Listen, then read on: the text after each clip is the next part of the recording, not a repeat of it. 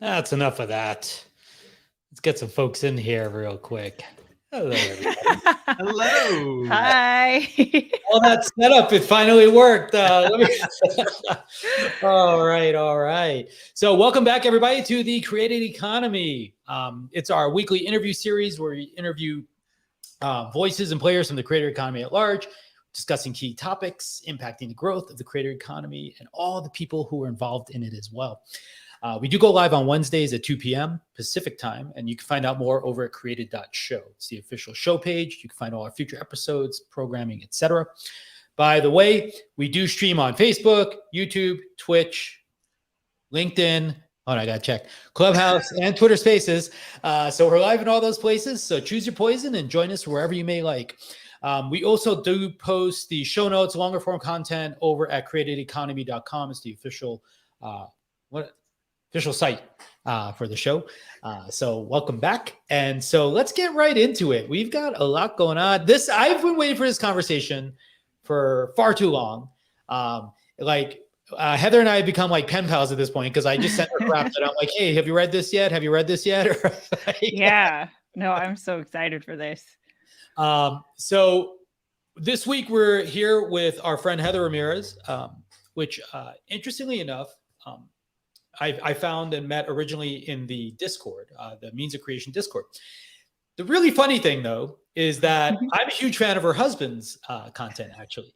And so I just randomly one day, I don't know if you asked Tom, but I actually sent him an email just to say thanks. I did. Oh, okay. He's watching you right now. I know. It's so funny. I was just fanboying anyway because I just love the stuff he's putting out. So I just said, hey, I just want to say hi and thank you for all your stuff, even your funny, you're not so funny dad puns. Yeah, right. So I was like, all right. And just randomly we started chatting and I was like, wait a minute. And then I realized, made the connection and I was like, oh, well, this would be great. Turns out though, that the reason Heather and I connected was because she left a comment about sort of creator monetization, creator economics, and some of these other things that were going on. Turns out we share a passion for sort of this universe. And so we wanted a chance to chat. I know you're working on this with your clients. And so we wanted to have the deep dive because you are a YouTube coach. And here, what I want to do is let's give you a chance first to just introduce yourself. And then we'll dive into some questions. Sure. So my name is Heather Ramirez. I actually have 2 YouTube channels. So I've been creating on YouTube since 2016 and basically found myself in a position where people were asking me how they can use YouTube to share their own stories. So I just it just kind of happened that I become a YouTube coach. And I'm just super passionate about helping people share their stories and build their brands on YouTube. And now that's what I do. So yeah. Sorry, I'm just laughing at Tom. We have this great comment here from. Yeah, there's a lot to unpack. But backstory, if you don't know who I am or Tom Buck, we actually met on YouTube. So No joke. yeah, he found one of my videos. So I'm a huge fan of YouTube, if that is not evident. And I 100%. So you're saying I was just like 2 years late? I could have been married to him? The algorithm like totally works. I have so much like admiration for this platform. Greg, be very careful, because I worry that Tom's going to just bust through that door and just hijack the entire conversation. The Kool-Aid man. It's like, oh hey Greg, how's it going? Like, hold on, we'll get Tom on another show, and you guys totally. Well, we have to get Tom. Yeah, that would be amazing. That would be just a pleasure in general. So Heather, you had mentioned we have some questions, or can I have a lot of questions actually? Yeah. We put all the hard. So the way we do this is we start easy and then we get to really hard ones. Let's do it. Without any commercial breaks or any hijinks. This is not an NBC game show. I will preface this conversation by saying I'm so excited to talk to you guys, because I feel like you two are the first people that I'm actually talking to that understand creator economy, passion economy, stuff like that. Usually I'm the one that's like, okay, guys, here's like different ways that you can monetize on YouTube. But you guys, you've been in this space longer than I have. I'm just discovering startups and like tech, like all of this stuff. So I'm really excited to get into it. I was sure you were going to say that the reason you wanted to be on the show is because you were huge fans of the Muppets and you wanted to be with the two old guys. No. Wait, which Muppet am I? Which of the old guys You're am the one I? on the right. right. I'm the one on the right? Okay, all right. Not the one on the left, because he's a little shorter. We're... Hey, wait. I don't know about that. All right. But Ken, this actually first question was from you. And actually, Heather just touched on those two terms. And by the way, we do appreciate that. I wouldn't say we know more, but we certainly made more mistakes. So... Well, and we all come in from different angles, different perspectives, right? I mean, you come in from a YouTube, like we know startups, but we don't know everything about the creator and the passion space. So this helps us to learn more. And it's great that you brought up, the creator economy versus the passion economy. I actually came across a live stream you did with Tom, I think it was last week, where you're trying to explain that. And I've heard about, the passion economy, and in tech, there's a lot of these buzzwords where everyone likes to label these type of things. Mm-hmm. When you look at, there was an article this week from Legion, the venture capitalist, who's talking about passion economy, which we will get to it a little bit. But I want to kind of, really just scratch the surface, right? Because it was talking about the passion economy, and I'm thinking like, okay, are we talking about the same thing? Because we talk about the creator economy here. At least that's my understanding of what people are doing on YouTube, Instagram, Snap, and everything like that. But then there's others that are like yourself that's talking about the passion economy. And I'm thinking it's like if you could draw some sort of a Venn diagram of these type of things, you can kind of see where things overlap. For those that are listening and those that are going to be watching this later on, could you define what the passion economy is? From your point of view. From your point of view, right. And then answers, but how do you frame it? Yeah, how do you frame it? And then how does what constitutes a creator economy? So a lot to unpack here.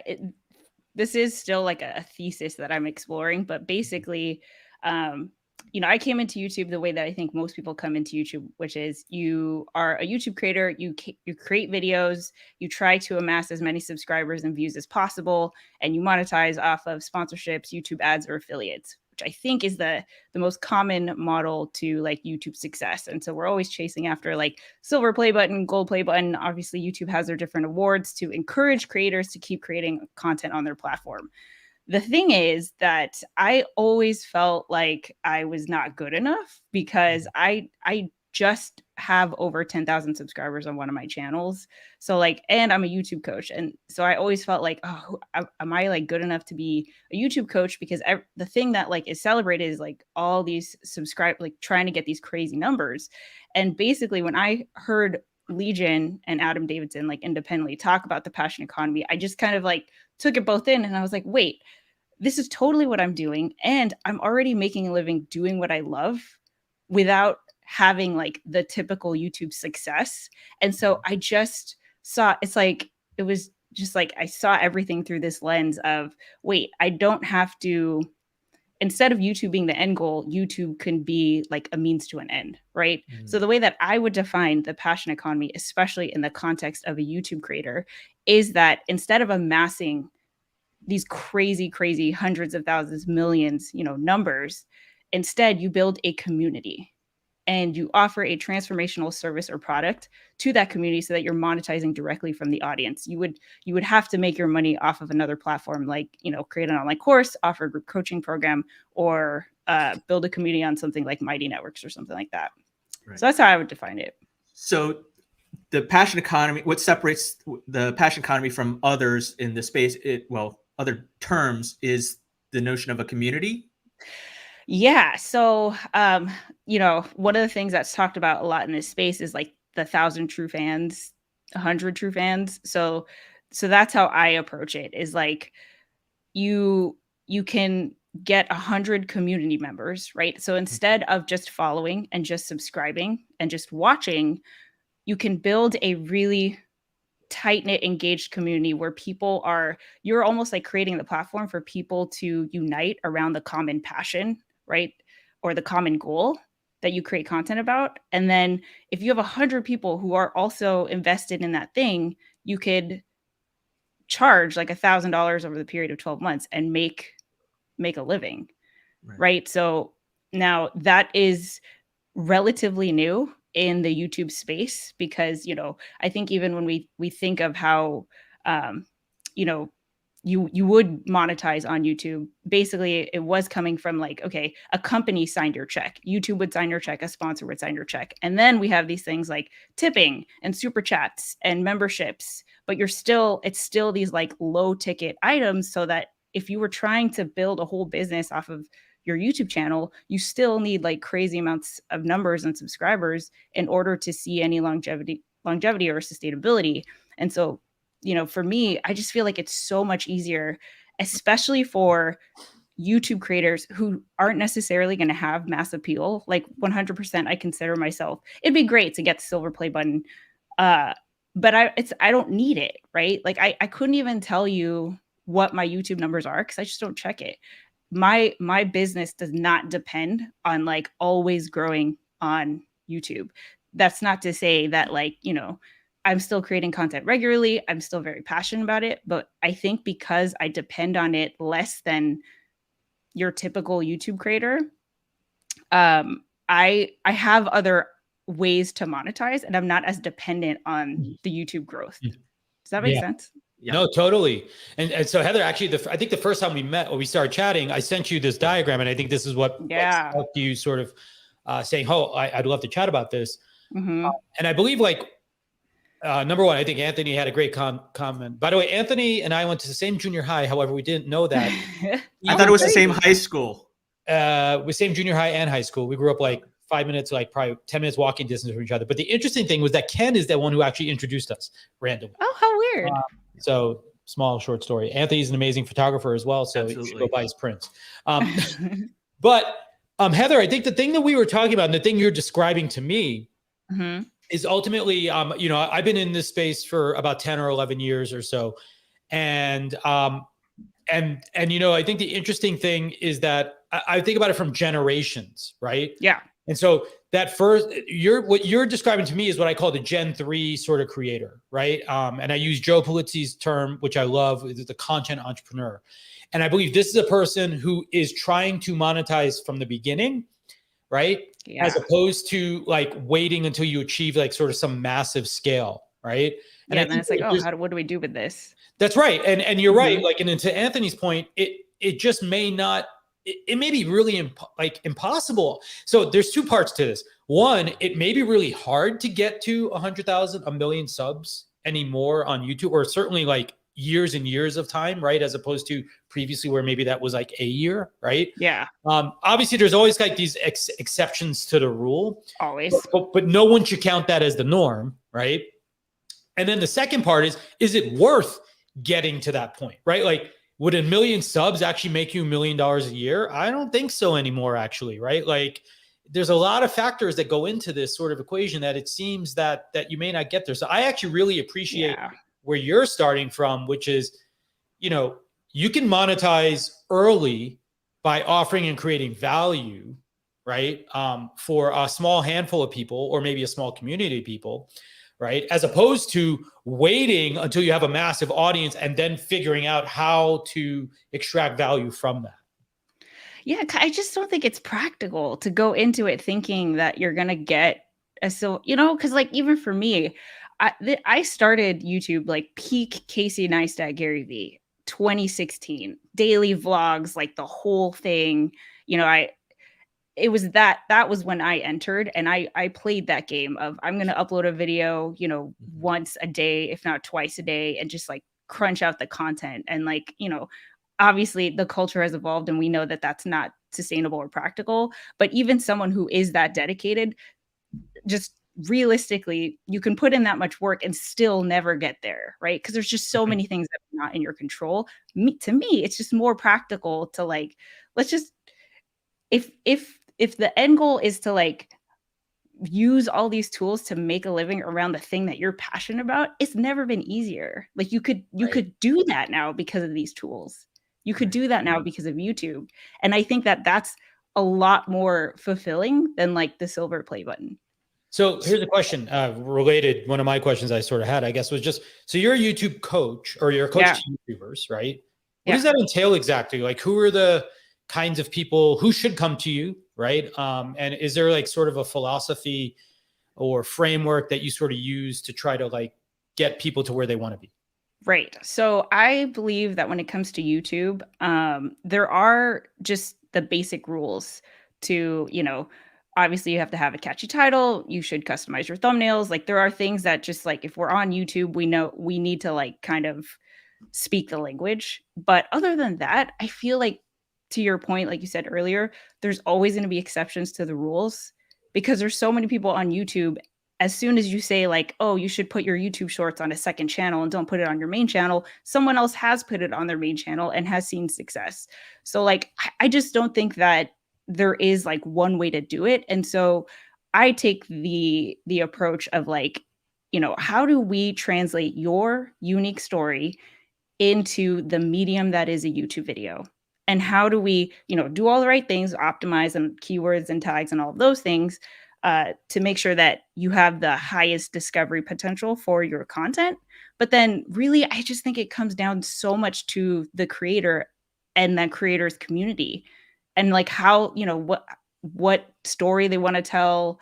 There's just so many ways to go about it. So it's really more of like asking the right questions and really providing support. Because I think that's another piece that's missing. So say like you come into YouTube and you don't know anyone else in your life who's doing YouTube. So there's nobody to ask. YouTube isn't going to, give you any help. And if you have any questions about YouTube, what do? You go to YouTube and you watch tutorials that are all telling you things on how to maximize your views and subscribers. And here's what happens. When you start creating content, probably you get a video where, oh, it's starting to pop off and YouTube is giving you all these green arrows and things are looking good. Hey, maybe they start sending you a check. But a lot of the times what I have found personally, and a lot of people that I've worked with, the videos that start to take off aren't necessarily like in line with your end goal. So I'll use myself as an example.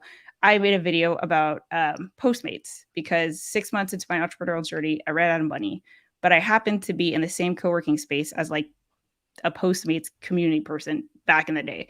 And he was like, hey, this is a great money to or a great opportunity to, hold you over as you're building your whole like entrepreneurial journey thing. And I was like, great.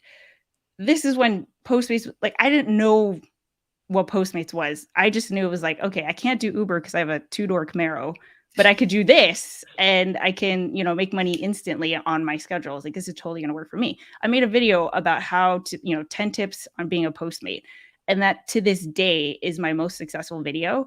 I got to a point where I unlisted it because it was bringing in the wrong people. Right. I've never gotten so many comments about, like, I was super aware that I was a female creator, after that video was out. Yeah. And like I made that video because on my vlog I was documenting like here's like how dedicated I am to my thing, where I am going to do what I have to do to keep like progressing with my mission.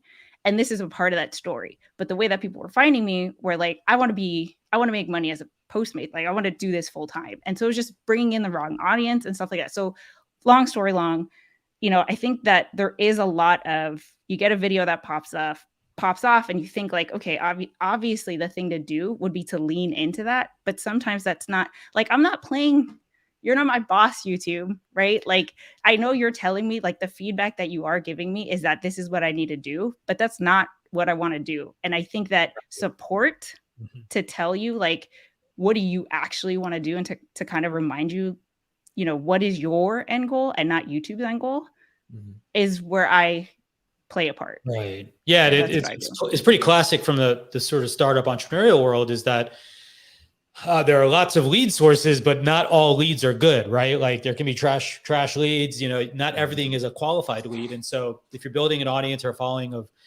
people from like a sugar high of one kind or another, right, it's not necessarily getting you to the place that you want to get to. Actually, Anthony had a quick question here for you as well. Was are YouTube Shorts changing sort of the advice that you give to creators? Here, I'll be totally honest with you. I don't know what to say about YouTube Shorts. I haven't seen enough data, or I guess I should say I've seen data that supports like multiple strategies. So I don't know how I feel about it yet. I think it's too early. I know they have their, their Shorts fund and stuff like that, but if you're using Shorts out there, put a comment. Let us know what you think. We'd love to hear as well. Yeah. Well, Colin and Samir said we should use Shorts, so they know everything.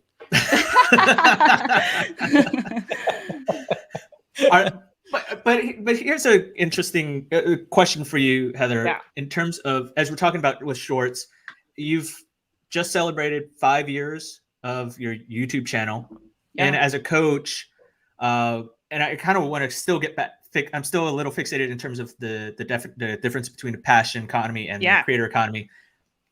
How are you? It takes a while to get things. So. This is very true. I'm a little slow. It's the kombucha I drink. It's they say it's not alcoholic, but you never know. Oh, that's why I drink it. I get like a headache. Anyway, sorry, go. But what is your advice to those that think, oh, I need to be on everything, right? We had a Nicolina Moon earlier on the show, and I asked her, what would entice you to jump onto a different platform, right? Like say moving from YouTube to, Snap or, Instagram or whatever, or the newest startup that comes onto the scene. And she said, well, it wouldn't really be any of the bells and whistles. It's more about how does that platform help me grow my audience? Now, her perspective is probably different from yours in terms of, she's more on the creator side and you're more on the passion side. Yeah. But for those that you advise, they're like, why do I need to go onto YouTube? Should I be on just YouTube? Is it okay for me to be on YouTube? Should I be on TikTok? Should I be on Instagram? Should I be cross promoting? What about all these? Basically all these platforms are now bribing me to create content for them. And then we can talk about the mental health implications of, constantly being forced to create later on. But I mean, let's start with that. Like, okay. So, first of all, I still believe this, and you could say that I'm biased, but I honestly believe that YouTube is the best platform to create a community on. And I don't think anybody comes close. Building an audience, maybe TikTok, maybe other platforms are, more effective at building an audience. But in terms of community, it doesn't even come close at all.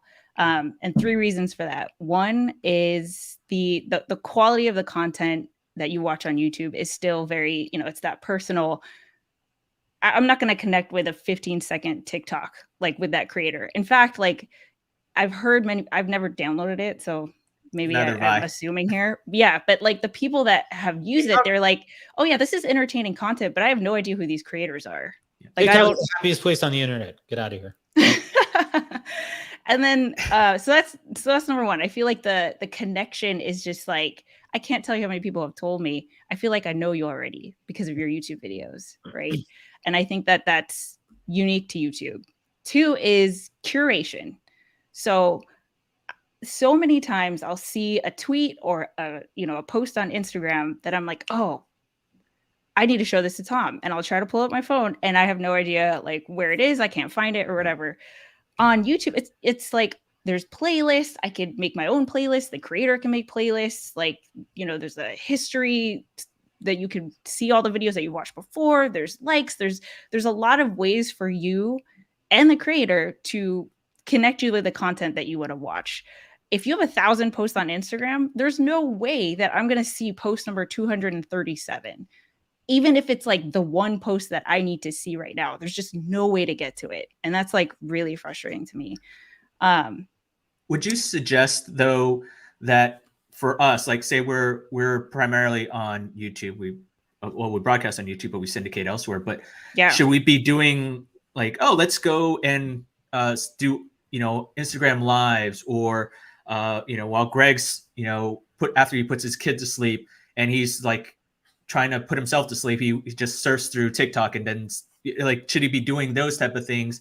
Or is it better to just to put all your eggs in one basket and just really focus and double down on what actually so is the other aspect to YouTube is that it's a search engine first and foremost, right? So you can, and I think that's like the best discoverability method, is that you can go to the search bar and find exactly what you're looking for. And their algorithm, like I said, is pretty good. Now, I also recommend having a secondary platform to cultivate that community, because oftentimes like your hardcore fans who want to go more, beyond subscriber and commenter, they're going to want to see the behind the scenes. They want to connect with you. They just want to see like more content or different content that's not on your main YouTube channel, which is where I think like a Twitter, an Instagram, a TikTok, or, whatever secondary platform where it is mainly audience building, I would actually go there, because I think the audience building like features are a lot more engaging, right? They're like different. They allow you to get to know creator in a way that's different from what they put out on their YouTube channel. Cool. Does that make sense? Yeah, definitely. Cool. Because there's always a worry about like the shiny object, right? You're talking about how we know tech. It's like, oh, this latest thing that comes out. Yeah. There's now early this week there was a new app to replace Instagram called Glass. It's iOS only app. So it's like, do I need to jump onto that, or do I need to jump onto the newest startup that comes out? Where do I want to really? I mean, at which point do you move from just like creating content as part of the creator economy to actually following what you really want to do? It's like, I just want to be able to, tell people how to make, shoes or whatever. Right. And so like, I get the appeal of sticking strictly to the content or the creator economy model, because it's passive, right? Like Tom knows that he can pretty much like estimate, okay, this is how much money I'm going to make per video or per month based on my upload schedule. So I get that. And the passion economy is not passive, at least to start, right? Because I know my people, like my community members, I know them by name. We connect daily. We're always interacting. So, I'm working, but I like that. So, the thing with these other platforms, the shiny object syndrome, is that a lot of what I'm seeing is the incentive of, hey, here's another way to monetize, but you still need, it's still like, oh yeah, here's like a percentage, but you still, in order to have it be anything substantial, you have to either come with an existing audience and bring them there, or start all over again on a brand new platform, which like, it's a tough game. So in theory, though, the point of having the community, not the point, I guess, or a path to monetization with the community, is that because you have tighter relationships with a set of people that well, is to be able to bring or bridge to new things. Now, so it doesn't necessarily need to be that, get them to join a new platform per se, but ultimately you're trying to find ways to turn that into a lifestyle or turn that into a business, right? In some manner, I would hope. Right. So you have, like, in order for you to be successful at the passion economy business model, you need to offer something transformational that's either a product or service. That's the thing, right? If you do the creator economy business model, your product is your videos or your content. And so you just have to endlessly churn content over and over and over. And then you inevitably get to the point where YouTube is telling you make more of this. And then you're like, but that's not what I want to make. But that's the stuff that, so you end up going there real fast. So and can I ask a question? In your mind, would you call this bottom one passion? Like instead of content entrepreneur, because it feels like the distinction you kind of make is that as a creator, your sort of job is content. Yeah. Right. But potentially that this pathway is about passion. Yeah. So, and like the thing with passion is like, it's easier to make content, obviously, right? Like I think with the passion economy, it's hard because oftentimes you don't know what you're going to sell until the community exists. And you're like, oh, all of these people have the same problem. Here's a solution. Let me develop a solution to address that, So I think but I just think that that's it's an easier game to play because you have direct feedback from the people. Whereas YouTube is like literally a graph telling you, numbers that just like, it's like, it's just like the worst boss ever. In a weird way, in like in journalism parlance, it's like, I guess what you've been describing, it's almost like for creators who are building or who are producing work based off of what YouTube is telling them they should be doing. It's like the creators are akin to being content farms, right? They're feeding the beast. They're constantly just slaving away for it's like a drug, driving traffic, going for the likes and subscribes. And then, but for you, it's a little bit more of for those in a passion economy, it's a little bit more in a cliche way, like nirvana, right? It's like, okay, I'm rising above the 9-to-5 hustle to like, I know what my overall end goal, this strategy. I haven't lost sight of this thing that I really, really love talking about or telling people about or showing off versus, just like this tactical, okay, I gotta put out this short and, oh, I don't know what I'm gonna talk about. Oh, hey, a dog just crossed the street. Let's do a YouTube short about that or whatever. Right. So. And I think inevitably I think what we're seeing is that it's going to be hybrid, right? So inevitably, if you're doing passion economy business model, you're creating content all the way, the whole time. Your people are telling more people.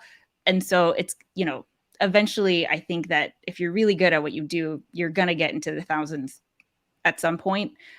But what I've also seen is really massive creators create online courses, like high ticket online courses, because they want that one-on-one. So it's been really interesting to see that because I saw, Mark Rober, who's like one of the biggest YouTube creators, come out with an online course that's like, hey, let me teach you about like STEM, which is, different. So I think it's going to be, I think eventually everyone goes both. I would be curious as to what YouTube would think because, I think they would not be okay with, oh, we're just a tool now in your, I think Lee touches on this in her article. But like, I wouldn't be able to do what I do without YouTube, but 100% I have total ownership of my book of business. I get to decide when I talk to them. I get to decide how much I charge, how much I make. It's all on my schedule. And that to me is it's like so much more, to me, that's success. Like that's the thing to strive for. So since you brought up that abomination of a post, oh my God, I'm so excited about this. Let's go. We'll be talking about this for the next 30 minutes. Just about it. So I think Legion's post is like just sensationalist junk, right? And if you haven't read it yet, feel free to read it if you want to waste 20 minutes of your time. But I'll put it in the chat. Ken will share a link to it. Yeah. The reason I say this is largely because there is no crisis, right? So, Heather and I were exchanging some notes earlier about this. And actually, I think you just articulated why I think there is no crisis. There may be a crisis for influence. So, by the way, as you distinguish between creator and passion, I probably label that influencer versus creator. Yeah. Just in my framing. Because I think influencers do, kind of to Tom's thing, they work the content farm. They're just like, what's the kind of post that gets the most views, that drives me to the right place, right? And gets me the kind of traction and attention and engagement that I need to basically sell to marketers and brands that basically are a good fit. The problem I have with Lee's post is ultimately that she's making it sound like you are not in control of your own self. Like YouTube can recommend what you should post about, but they certainly can't make you make it, right? Like it's not a gig economy. They don't post gigs for people to actually like fulfill, right? Like they show you analytics about your content, right? And now you may feel highly compelled to continue to double click on the types of content that are there. However, the reality is you always are still in charge, right? Like they don't edit you. They don't get to approve it because they don't like the nature of it. They can take words out. I get it. Their terms of service is very different than the brand turning around and saying like, you weren't excited enough in this post. Can you redo it? Right? Like they don't get to do that to you, right? Like you are not actually fulfilling gigs. P.S. What's wrong with doing gigs, right? Like every like grown-up business person, independent consultant, expert, entrepreneur sells services. I don't find it such a disparaging sort of point of view that we do fulfill work for people who have a demand for our skills or expertise, AKA the brands that pay 70% of the creator, fill 70% of creator pockets today, except on YouTube, by the way. So Heather, tell me why you agree with Lee, I guess, or why you think there's a crisis, because the thing I pointed out today in a tweet was just that what she's complaining about is literally what the last $2 billion invested in creator economy technologies is literally servicing. And it feels like what they're complaining about is that it hasn't all happened immediately, right? But if we look at the time frame, we have a ton of new dollars going in to help build tools for creators to build standalone pathways, right? And we see rapid reaction from the platforms to finally show up and be like, okay, there's some creators here. We should share some of the pie.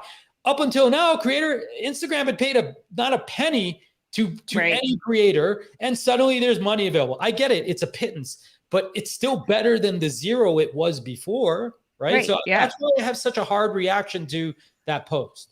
So I don't think that there's a crisis. And I think that was an interesting title to pick, because I honestly forgot that was I forgot that was the like approach he was taking, because I forgot what the title was, so I was just reading it. And I didn't get the vibe that it was that she was painting the picture of a crisis, but more of like, I can see how this is something to pay attention to. So I agree with her in the fact that creators don't have control. Are they, does that mean that YouTube is like a gig thing? No, you're right. Like you don't have to, YouTube isn't forcing you to make videos. YouTube isn't forcing you to make those kinds of videos. It'll show you the green arrows, but that's still your choice on whether you decide, you can make something else, right? You also don't earn a residual on the groceries you dropped off from Postmates, right? Like, but you do get one on the videos that you leave out there. Yeah.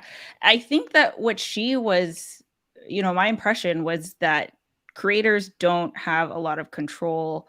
Like, okay, for example, we have a friend who has, 100,000 plus subscribers, and his channel was hacked. He's had 100,000 subscribers for years. Okay. His whole business, his whole lifestyle is around this YouTube channel. And overnight, bam, it's gone. What do? Do you talk to YouTube? Well, he's lucky because he's verified. He's 100,000 plus. But what about those of us that aren't, right? And even him having a representative to talk to at YouTube, it took forever to get the channel back on. And now that it is back up, he's noticed that he has this ceiling that he's just hasn't been able to break ever since his channel got hacked. So I don't know what that is. And I'm sure YouTube will say like, oh, everything's fine on our end or whatever.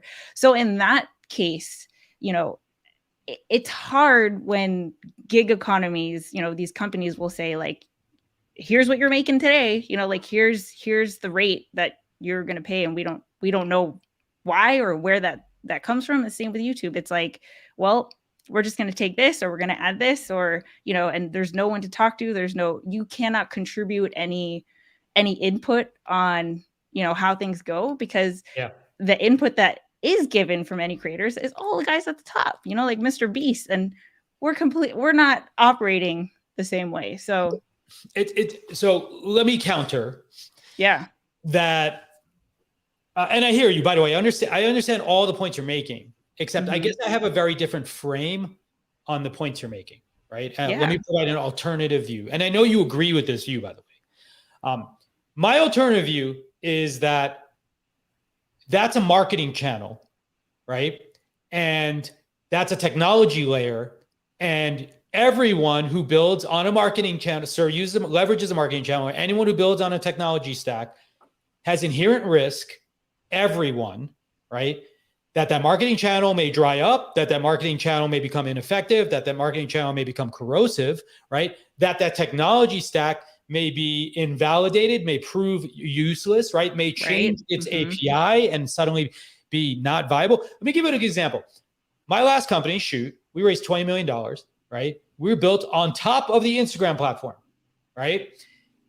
Literally, I had the most keys of authenticated users on the Instagram platform, like of everyone out there, right? Like we processed 1 billion photos a day. Crazy. Guess what? When Instagram decided that they were going to have their partner program, but they decided that the way you became a partner was that it was based on how many ads you sold, not by how many users were connected or any of these other criteria. Do you know what happened in the market? We got devoured by all the other people who were ad first companies, right? Who could go out and say, well, they're not partners, even though we were a partner. I had built a business. I had millions of dollars a year in revenue on top of it. That's not different. So I have no sympathy today for the point of view that we aren't given enough, or that there's risk. Risk is what's associated with being an entrepreneur.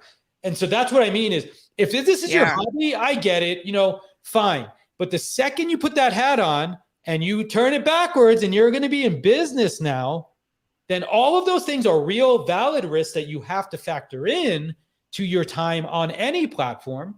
It's also why everybody should be building their own standalone access. Exactly. Right? Yeah. In their own list, right? Yeah. Well, I'll tell you this. For years, I've been working on Zealous for 3 years. The first version of Zealous was a CRM. And you know what happened when I would tell like a creator, we're building a CRM for you? They would throw up on me, right? That's very graphic. Yeah. Thank you. And you know why? Because they didn't want to deal with the business stuff, right? They didn't want to acknowledge that these things were there. We were warning them 3 years ago, right? That this is what you have to do, because if you were a business, this is what you would do, right? Yeah. So these risks, they don't bother me in any way. These are natural risks. And like I said, we're coddling creators too much by telling them they're at risk, when the reality is you chose a pathway that has inherent risk in it, not that the platform is doing it to you, right? You chose the platform to create it. Yeah. And that I agree with you, because to me, I akin it to like, if you can't complain about the rules of Monopoly if you're playing Monopoly. That's what my guest just said on my podcast yesterday. That's right. It's like unless you cheat. Yeah. Which I don't say I do, but So that's why I'm advocating for like, the pieces look the same, but we're playing a different game. Absolutely. And YouTube is a piece in that game. I agree. And so that's why I thought it was interesting that you would. So my disagreement with her is largely the word crisis, because I think it's just being alarmist. Right. And the reaction that I've seen, by the way, from some people is platform hate, which I get all the reasons you could not like a platform. But I also, as a founder, building new style platforms, actually way lined up with the tools that she's outlining. She's also making us take the barbs. Like we're suddenly doing the same bad things. I'm like, we've been trying to get creators to think and act like business people at the same time as they are creative people for ages. All of us, every founder out there, every founder watching right now, right, is likely trying to do the same thing. Everyone like you who's coaching and helping them understand how to turn their passion into a lifestyle or a business. What are we telling them? We're telling them to adopt good, strong practices that leave you and mitigate your risk. So that I agree with. you get free distribution, free hosting, free discovery. I'll never complain about that. Yeah. Right? And by the way, amazing. They keep half, right? They keep half. Like Twitch takes 70% or 50. Sorry, Twitch takes 50%, right? But even so, it's the customer acquisition cost. Like, what would it cost you to stand up a server, host your own videos, right? Market, bring people to your site, right? And you'll never get the discoverability that you get on YouTube. Yeah. Yeah. So you own your data, you own your content. But there's a lot more work to do. It's not like she doesn't own her content just because it's on YouTube. Maybe she may not have the distribution channel later, but she still owns it. Well, no, but here's a different, like, let's define own, right? I mean, there's like, yes, you own it in terms of like, you might have the original files stored on your local machine, right? But there's nothing to say. I mean, this is a thing that Greg, our friend Chris Sada has been talking about for years, data portability, right? Where you put all your eggs into YouTube or Instagram, Facebook, Flickr, whatever, and say they go, they change everything, right? I think here's the thing, like, as you're talking, it kind of reminded me of the GeoCities days, right? And many of us had like a GeoCities website. That was the super easiest way to set up your digital presence, like, woo. And then all of a sudden it vanishes, right? It shuts down, and you're like, how do I, if you didn't know how to FTP or whatever, how do you extract all that information, all that data, and move it to some other server, right? There was probably no real way to do that at the time. Now there is. So I mean, this is the kind of thing where you post everything onto YouTube, but then you lose all of that, right? And what happens after that? Like, because Heather, God forbid, YouTube's like, you know what? We're gonna screw everybody over, change it all up. Then you're like, okay, you have your stuff. Actually, case in point, right? YouTube just rolled out a policy where they say all your private, your unlisted videos are going to be private because of some security issue, right? And Tom, you got to do AIM. Hit me up on ICQ, by the way. That was for the outsiders. Come on, the insiders had ICQ. I had ICQ. I had IRC when I was in college too. But getting back to my point, YouTube rolled out a policy change where they're like, we're going to make all these unlisted videos private by default, and in order for you to get it to be public or whatever, you're going to have to re-upload it. And by re-uploading it, you lose whatever traction you had views, before. all your stats, right? Yep. And for those that cared on those views, so what's your problem? No, but continuous though, right? I mean, I think it's from like, people want to be able to have that historical archive as well. And it's like, you can re-upload again, and maybe that might game the algorithm. So it aims to like, oh, this video I posted of this Uber protest is now, getting traction again. And therefore, but then your views start at zero, your likes start at zero, so how do you then, in order to gain that monetization, you got to get to a certain point onto YouTube, I'd imagine. So yeah, you're basically playing, Greg, and you've talked about this already. It's like you're at the whim of these platforms, right? In terms of, so you're not really owning anything, but you're on their platforms. So I guess I still don't agree with this though, right? Because like the reality is, you're at the whim of anything, right? Like if the weather shuts down tomorrow and you can't move your truck somewhere, you lose your internet, right? Like you lose your internet. Pandemic. It's like, stop. I guess I don't want victimology sort of brought into this, right? Like the reality is, you could download your data. If you didn't do it, you're a jerk, right? Like, because if you think you needed it and you didn't download it, that's your problem, right? You got paid on every view that they already pushed out. If they decide they don't want to serve it anymore, that's their prerogative, right? If you don't have another place to put it, that's your problem, right? If any company, right, that starts up, if you only have one client, you're in the riskiest spot that you could be, right? So if YouTube is your one client that pays all of your dollars to you, and you haven't diversified in any way, you're asking Not for it. good. Yeah. In general, you're asking for it, right? Like Yeah. that's true in B2B, that's true in B2C, it's true in all the ecosystem and all the business scenarios that exist, Mhm. right? So I guess that my point is like, not that I disagree, like data portability is there. YouTube API is amazing, right? Mhm. You really worried about your data, hire an engineer, code all your data out of it. There's nothing that you would lose, right? You can get all the data. By the way, old metadata is not nearly as useful as real-time online active metadata that you can apply. The reason that metadata is really valuable is because YouTube can use it in real time to serve better ads for higher prices. You, as the creator, without the distribution, without the audience, right? Like you can't really take advantage of that to begin with. There you go.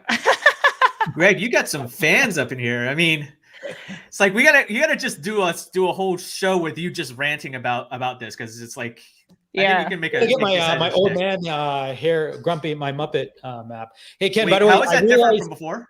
we were so excited to get going today that we forgot to do like our deck, like our slides. Whatever. Oh. What? Really? You want to bore people with that? Like we'll get to that at the end, okay? Like Well, people want to have this obviously, conversation. yeah, I'm trying to load it up now.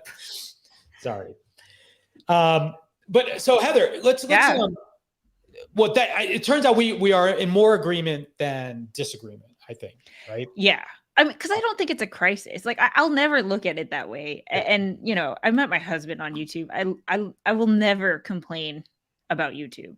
But I do think that it is worth advocating for a different path to success that is not the influencer creator economy path.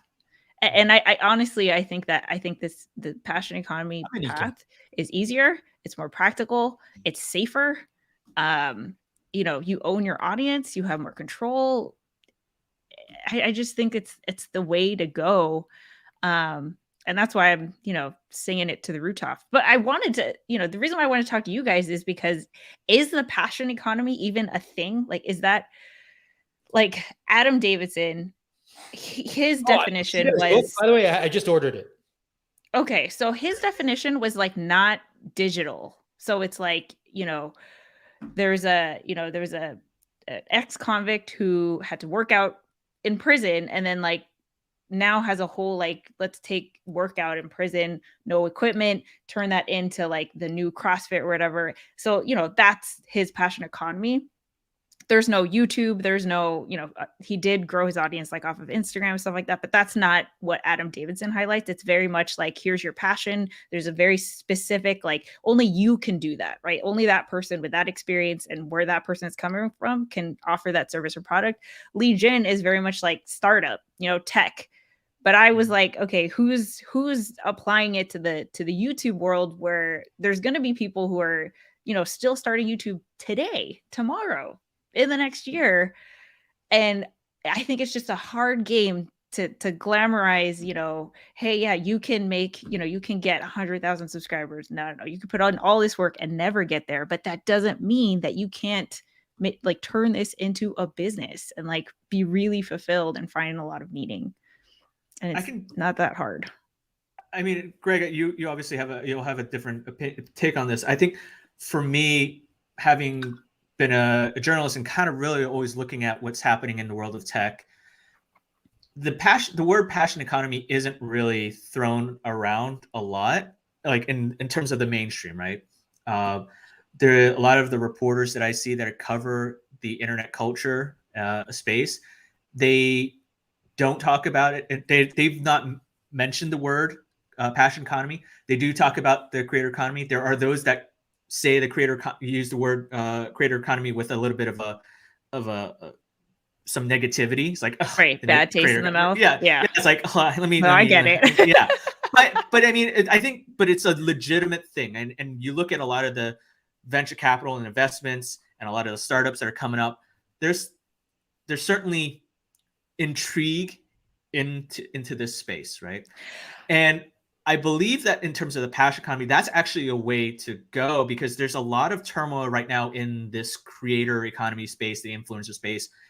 And as I was talking about at the beginning of the show, it's like, it's almost like you can create this Venn diagram, right? You have like, right, but it's like all subset of subset of subset, right? You know, so I think early on it was the influencers, the social media influencers. Then you have above that, containing that is the creator economy, right?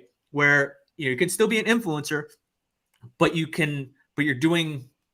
actually building something. You're getting to the point of having a business, right? Mm-hmm. But at some point, you're still churning stuff out, and you're feeding the beast, right? And therefore, we have these issues of mental health, where people creators are getting burnt out, right?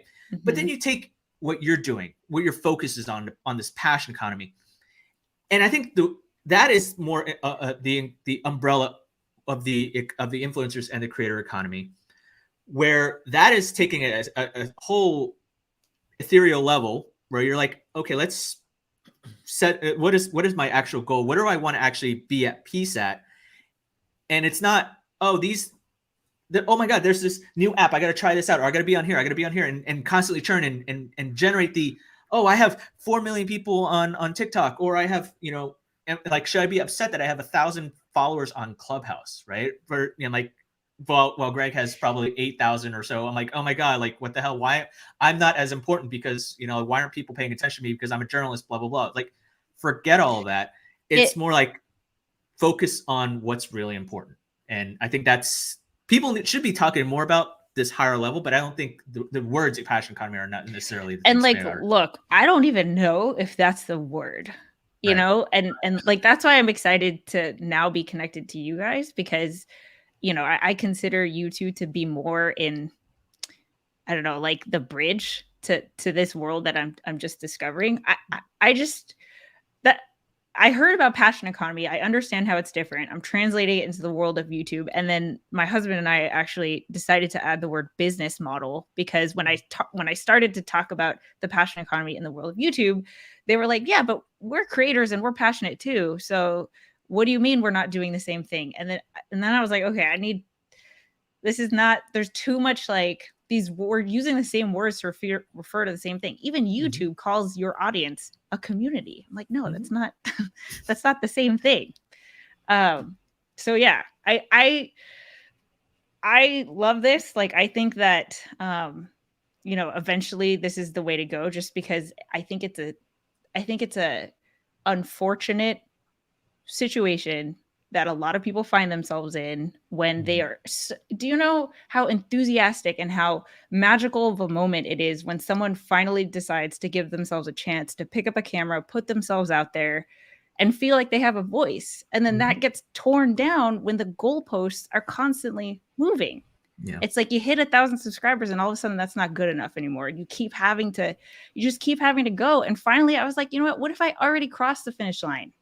Yeah. And it's like so much more empowering and fulfilling, and I feel like I can do this forever. Yeah. That is a very different game and a very different approach from, like, oh my God, like even Tom, he just made the switch from full-time teacher to full-time creator. And that he was nominee for California State Teacher of the Year. Very good, lots of accolades with his career. Okay. Definitely was going to retire as a teacher, but YouTube started to, like, take off and started paying more than his teacher salary. But even because he, most of his checks are coming from companies, if the YouTube channel isn't doing good, it sucks, and I hate seeing him get discouraged with the content that he's, like, so passionate about creating, feel like it's not good enough because YouTube says your numbers are going down, like, that's frustrating. But that's why I think this is why I'm so excited about the passion economy. And if you guys ever hear another term, like a better term, or, let me know, because I guess let me put my final thought here, I guess, relatively speaking. Yeah. I think that creator economy, passion economy, they're kind of like relabelings of previous things, right? Mm-hmm. Like, the creator economy is traditionally what we used to call media businesses, right? They created media, they sold advertising around them, right? Yes, et cetera. What we're calling the passion economy, or what I think the distinction that you're making, I think is a useful one, is really what I believe traditional entrepreneurship was often about. It was a task. It was doing something usually that you love. And for some people, just not working for someone else was enough love, like that it didn't matter what they were doing, right? I think the word passion is a little bit loaded, because I feel I don't know that I want to force everyone to believe that the only thing you can do is something you're truly, truly passionate about. Mm-hmm. Right? Yep. But I will say, I do think that like what we're calling passion economy is really like traditionally been like expertise. It's been entrepreneurship. It's been consulting. It's been, it's taken many, many forms and shapes, right? Mm-hmm. Many people, like you look at all the small products that end up on a Shark Tank. It was someone who had a real problem. They were passionate about solving it. It became a business, right? You look at all of the domain experts, the thought leaders, the people who are developing classes. Not everyone can develop a class, by the way, for example, right? Like I always tell everyone, not everyone's got a book in them. Not everyone's got a course in them, right? It doesn't mean that you aren't valuable. It doesn't mean that you have a lot to offer the world. It's just not for everybody. Yeah. Right? It's just not for everybody. That manifestation of your knowledge, your expertise, your passion, like maybe isn't the right fit.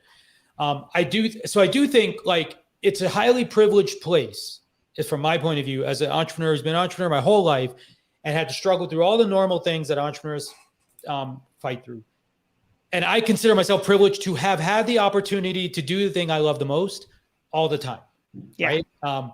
And so that's how I think about it. Right. Like I like that you were distinguishing it, I guess, to some degree. I don't know if that's in the vernacular or that's the way maybe like everyone frames it yet. Legion originally called it the passion economy. Actually, the earlier, why I think she like her claim to fame early on was in framing the passion economy concept. Mm-hmm.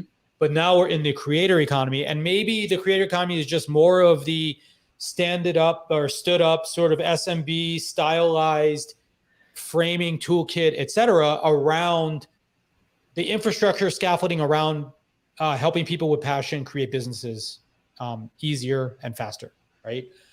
And longer, maybe. But right? Greg, one thing I'll point out is like, as you're talking about, I worry that the phrase, because I know early on we're talking about passion economy, like just the word passion in the Webster's dictionary, that's one thing. But I worry that word will be become oversaturated, like influencer and creator, very similar to how creator economy is already oversaturated. No, like, it is. It is. Puts the word creator in front of everything now. It's suddenly like a special version of something else, right? Like content.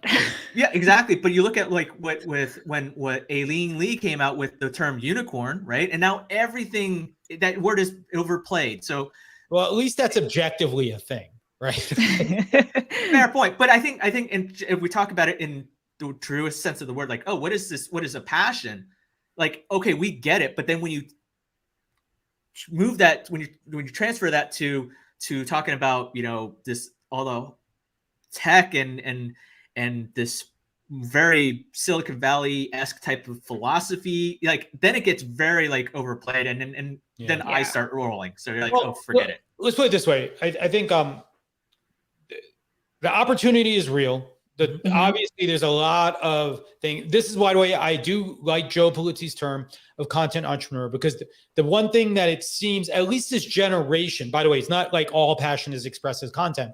However, it feels like this toolkit and business model and tool and services that are evolving tend to be around people who realize and recognize that by putting content into the world, it is a way to create the kinds of opportunities that they want, right? However, they frame themselves different. Not like they're not trying to be media businesses, they're trying to be content entrepreneurs, right? Right there. That's exactly it. I kind of like that term. I keep using it just because I think it feels kind of right. Maybe there's other layers in between it or finer strata there, right? But this has been awesome, by the way. So we are at time. So we are. That's great. Creator creates, the rest is semantics. However, the show is not over. This is your chance to come and ask Heather your own questions and actually, give me crap for, saying things. Please do give him crap. We're about to switch over to After Dark, which is our after show. But let me let's do a little programming note here, because we forgot to do this earlier.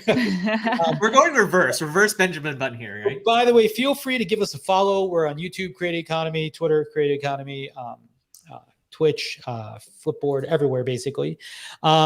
Oh, by the way, we're interviewing Heather. So next week is our good friend and dear friend, James Hicks. He will be here to talk to us about Hicks New Media and all the amazing things that he's doing as well. We do have 2 shows a week. There's a third one coming soon. We'll tell you about that shortly. This is obviously Creator Economy on Wednesdays at 2 p.m. Pacific time. But if you want the latest Creator Economy news, turn into Creative Briefs Friday morning at 8 a.m. Pacific time. Don't worry, it's recorded. If you don't want to get up that early, you can always see it later. Wait, can I catch the recording later? You can catch it later also, Ken. So as I mentioned, James 6 is coming up. August 25th, actually, we had a slight scheduling change. So Martin from Garden is going to be here. September 1st, we have Antonio back with Steven to talk about the Black Creator Crew. On September 8th, our friend Jim Louderback will be back to give us some exclusive something about VidCon, I promise. We hope. We're pressuring him. Yeah, get some good news from there. If you would like to be a guest on the show, we would love to have you. You're always welcome to participate in real time, anytime, but always head over to createeconomy.com. You can apply, fill in a form so we can get your info and you can be a guest for us. So give us a few minutes. If you are ready, Ken, share a link out to Create Economy, create.show/live, because that's where the after show is going to be. Give you a chance to be in an interactive environment and ask us some questions.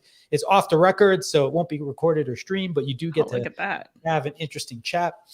And with that, we are about to close out. So I'll leave it here for a few seconds for everyone to have a chance to jump over to the new link, and we'll see you shortly.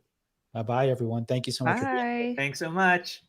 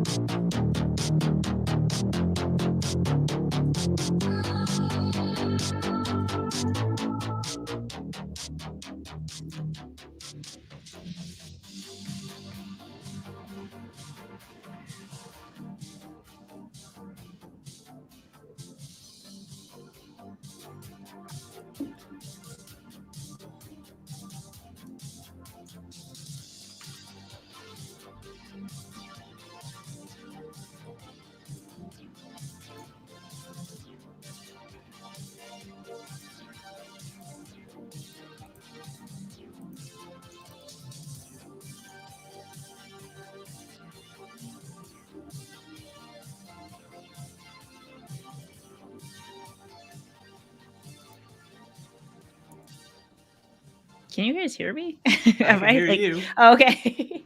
Are we like muted in the green room? We're in the green room, right? I don't know if we're still live. Oh, we're still broadcasting. So, yay. Okay.